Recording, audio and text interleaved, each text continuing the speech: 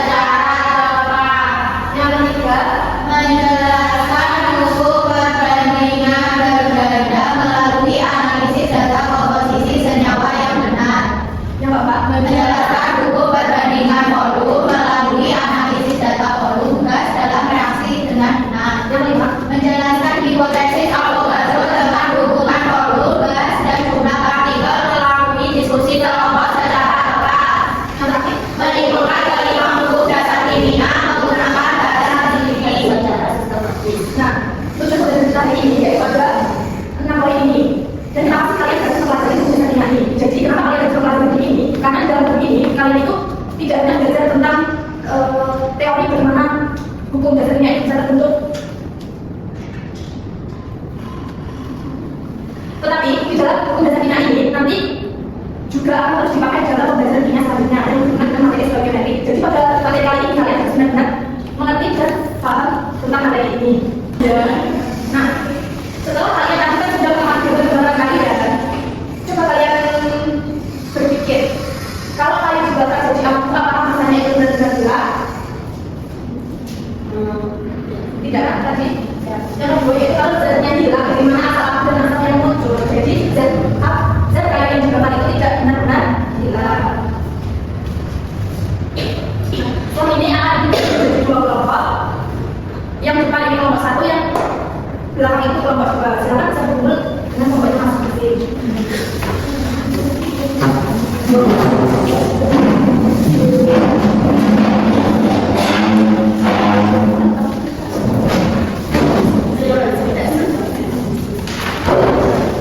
Nah, pada KBG ini kalian bisa mengerjakan semua ya, dari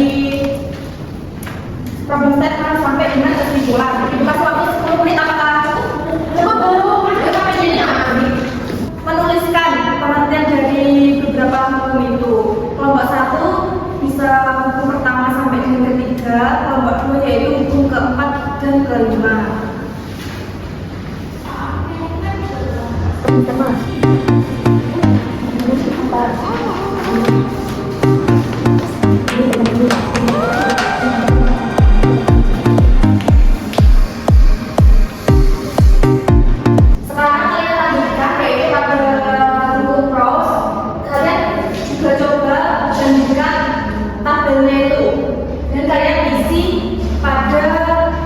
Bagian pertanyaannya.